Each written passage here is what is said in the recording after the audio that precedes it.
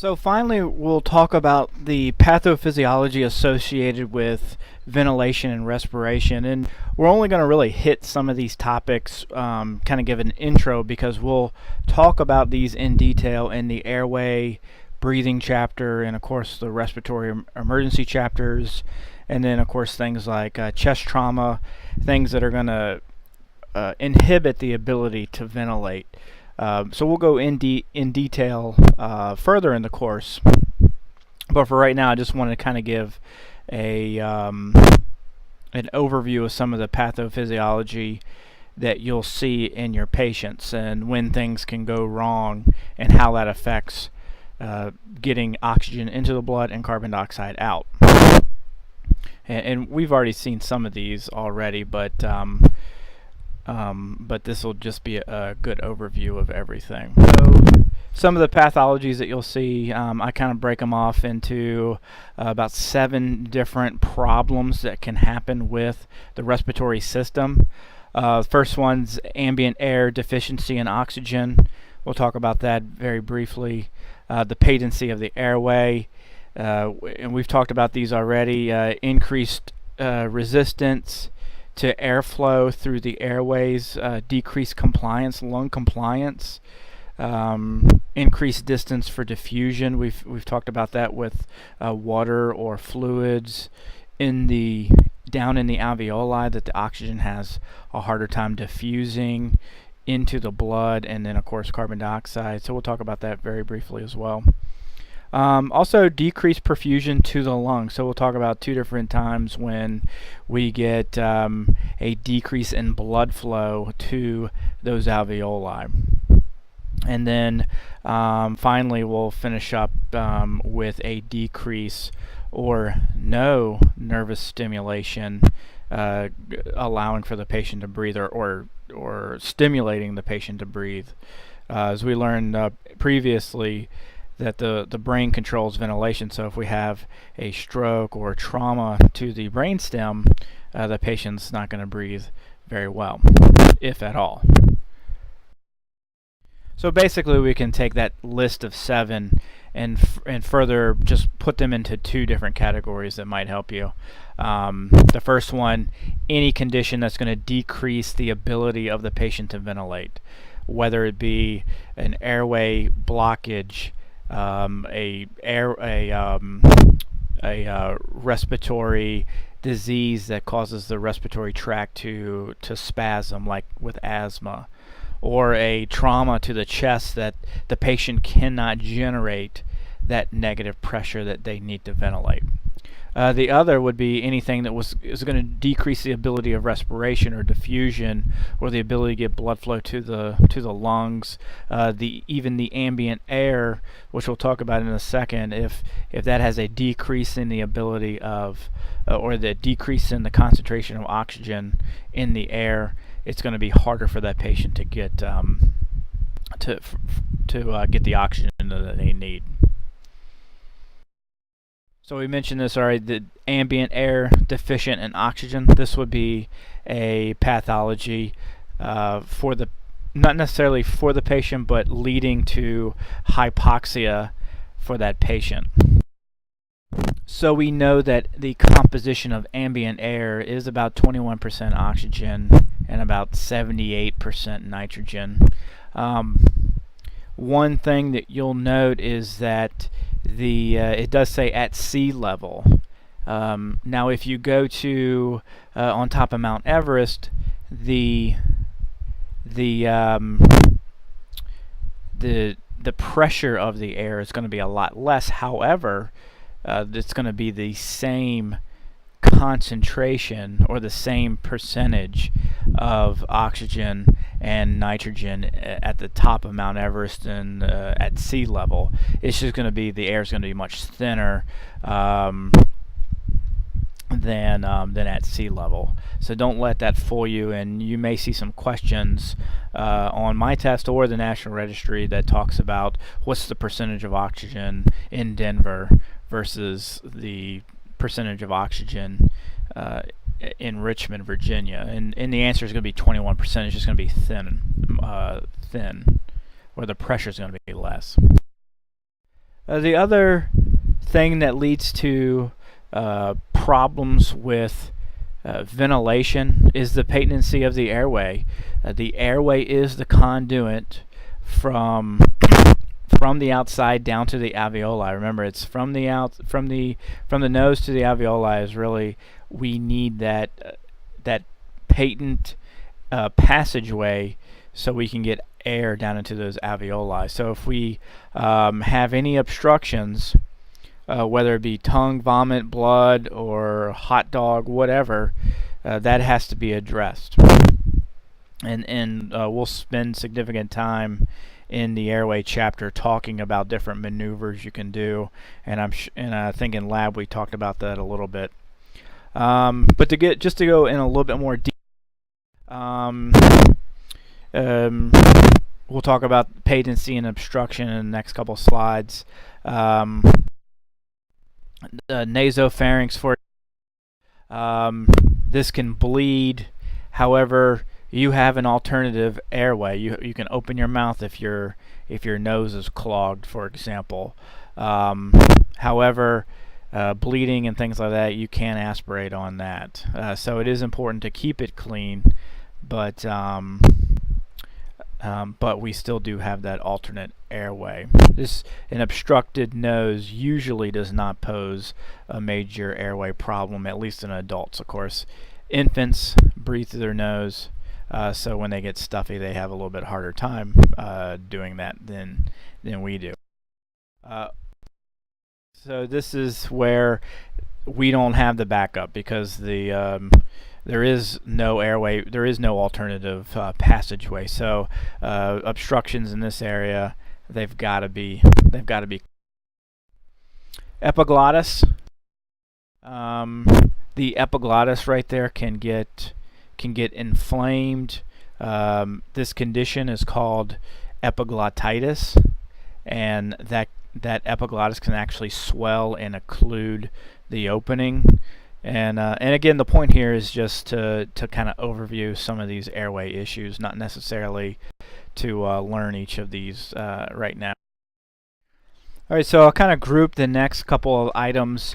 Any increased resistance or decreased compliance will lead to decrease in the ability for that patient to ventilate and get and ultimately get. So we've already talked about this compliance as being the ability of the lung tissue to stretch. So they might have a disease of the lungs where it just doesn't stretch very well or as easy. Airway resistance, which can go along with obstructions in the airway, but also of things like asthma. We have reactive disease that can inhibit the ability of air to flow through these airway passages. So if we increase the resistance, remember we have to increase the work, or we have to work harder to increase the volume of the chest cavity. Another issue that we touched on last time is that pleural space can affect the compliance ability. Remember that the two pleuras come together, the visceral pleura here and the parietal pleura here, and there's this space that's not really a space because those two pleura are in contact with each other.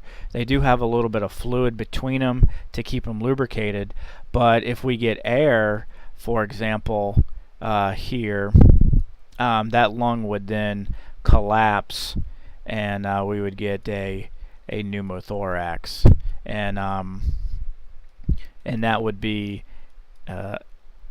harder for that patient to take a full breath. It's going to decrease the ability to breathe if we have a collapsed lung. This is an example here of a pneumothorax on X-ray. You can see this is actually the trachea. The heart is actually here. You can see stuff is being pushed over here. This is all this black here is is air. The problem here is it's not just a, you can imagine the lung here, collapsed lung here, and the nice regular full lung here. The problem is not so much the collapsed lung. This lung obviously is not in being helpful in ventilation at all. The problem here is all this air has actually built up a pressure, and this can actually lead to a decrease in blood returning back to the heart, which we'll talk about. This is a type of shock. This is not just a pneumothorax. This is a tension pneumothorax. But this is really not the point of the slide. The point of the slide is just to show you an extreme example of a collapsed lung or a pneumothorax. But a tension pneumothorax is actually deadly, and that requires a which we do ALS, not the EMTs, unfortunately. At least right now, I think this might be a skill coming to EMTs.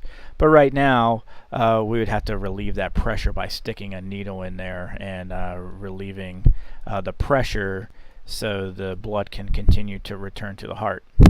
So I just show you these just to, as we move forward, we'll mention these. And it's just important to know at this point what a pneumothorax is. Air in the chest cavity, it prevents the lung from inflating properly, but that's not going to kill that patient immediately. It will over time because they're not able to ventilate. But a tension pneumothorax is what kills patients, and they need the needle decompression of the chest cavity to save their life. Other pathologies with the respiratory system is increased distance for diffusion. We talked about this already when we talked about we've already talked about this, I know, but just to show you a little bit more, so we have oxygen freely diffusing through the alveoli, through the capillary and into the blood. Carbon dioxide diffusing again from the blood through the wall of the capillary, through the alveolar wall, and now into the alveoli. But what happens when we have fluid built up in the bottom of the alveoli for this? So if this is all fluid here, to get to this point so it can be exhaled, carbon dioxide has to diffuse through the walls like normally, but also has to keep going through the fluid and to get here to be breathed out. So this can actually cause a decrease in diffusion and increase in carbon dioxide in the blood. So that patient is going to feel like they have to use more muscles to breathe, and so you'll see that patient having an increase in ventilatory effort.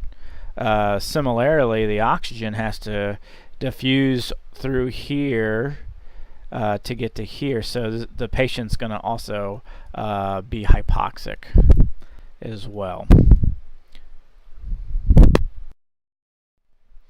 Decrease in perfusion to the lungs. So we'll talk about two different times. We get perfusion disturbances to the lung tissue. The first one is trauma. If we have blood loss, we're just not going to have as much blood available to go back to the lungs and get oxygen. And that's just pretty straightforward. If we have a blood loss, it's just not going to be enough to go back to the lungs and pick up oxygen to transport to all the rest of the body, especially the brain.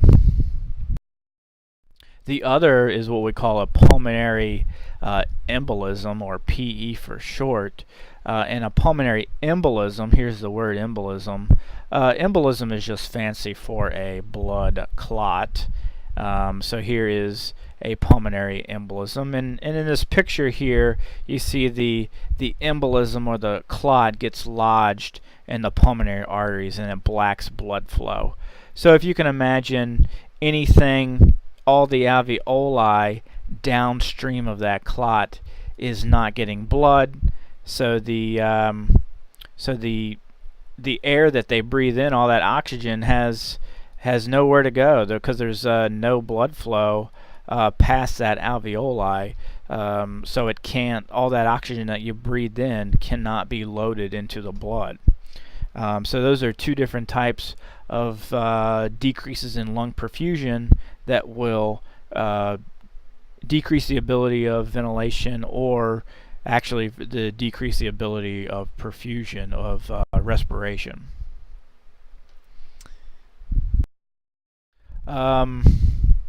Finally, we have a decrease in the nervous stimulation to breathe. I like this picture. Just it's obviously a we have a knife here into the skull. This is from a real patient. But it could be anything that causes a brain injury. So trauma, blunt trauma can cause swelling of the brain and put pressure on the brain stem. Obviously, penetrating trauma, whether a knife or a bullet, can disrupt the brain stem, or even a stroke, where we have a blood clot in the arteries feeding the brain, and downstream from that clot, let's say that involves the brain stem. Now that patient is not going to have a stimulus to breathe if the brain stem is involved. We'll talk about inadequate breathing. How can you assess your patient? Your patient may be breathing too fast, too slow. We talked about especially a slow respiratory rate. Remember, minute ventilation. Cool, clammy skin, meaning, remember, they're having that fight or flight response. There's danger going on, so that they look like they're not perfusing well. Is it a volume issue, or is it an oxygen issue, that they're not getting enough oxygen, so they're having that fight or flight response? Retractions are when the tissue actually gets sucked in by that negative pressure. If he is really trying to work hard to breathe, to get that to overcome some sort of resistance. If you look here, we got cigarettes, so he's potentially having some sort of COPD issue, emphysema, that sort of thing, where he has some sort of increased resistance to airflow. To overcome that, remember, to overcome the resistance, we have to work harder.